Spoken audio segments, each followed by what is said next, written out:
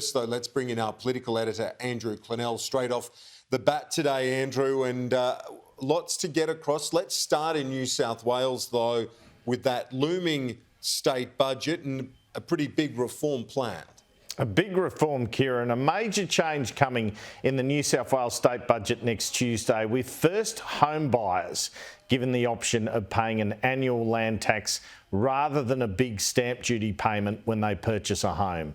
I have been told this change will be for a certain class of buyer, so perhaps just for first home buyers, and there will be thresholds in terms of how much the property is worth. I asked New South Wales Treasurer Matt Keane about this on Sunday Agenda yesterday. Are you going to continue this push, you and Dominic Perrottet, for phasing out stamp duty and putting in an annual land tax? Will we see that in the budget? Well, this is, although it's a third-term government, we are still coming up with a positive agenda and fresh ideas. And we're looking at ways for a while, though. Well, we're looking at ways to ensure that we make it as easy as possible for people to purchase their first home. Do you need federal money to do this, or can New South Wales do it alone? New South Wales can do elements of this alone, tax reform alone, but obviously if you want to do comprehensive tax reform in the interests of not only the state of New South Wales, but also the Commonwealth, if more people are buying houses, turning over houses, that's good for the overall size of the economy. So it's in the Commonwealth Government's interest to work with the states. There was the hint. The New South Wales Treasurer spoke about getting first home buyers into the market. This is a big development in terms of tax reform in Australia. Long talked about for Victoria as well, and already in place in the ACT. But this can lead to high annual land tax bills. New South Wales Premier Dominic Perrottet has been talking about introducing this for a while, but across the sector, that's not what we're looking at here. Looks like it's for first home buyers to a certain threshold. Perrottet had asked former Treasurer Josh Frydenberg for some money to help implement the reform, abolishing stamp duty for land tax, and got rebuffed. He commented on this as well today and said that stamp duty could not be abolished altogether without federal help. Our government is focused on one thing. Our government is focused on one thing, and that's helping people get into the housing market.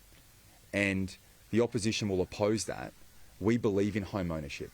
It's part of our DNA. I believe stamp duty is the worst tax that any government can have. It is a massive impediment for people getting into the housing market. But the reality is, state governments can't do away with stamp duty without the support from the federal government.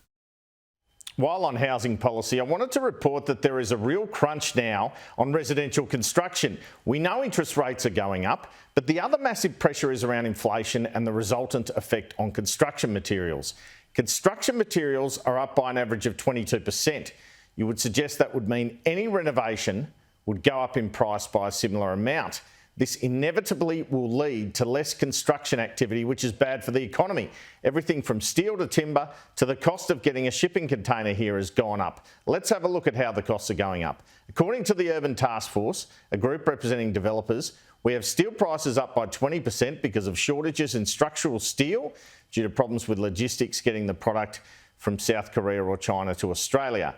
There is also a shortage in building timber because of the cost of logistics, increasing cost of fuel and problems from fires and COVID. So timber prices up 30%.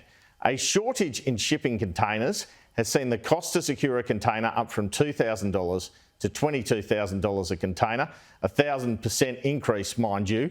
Overall, Urban Task Force members have reported that the cost of material prices has gone up 22% over the past 12 months. But on top of that, a severe labour shortage after the international borders were shut for 2 years, and you can see why the cost of construction is going up exponentially, Kieran.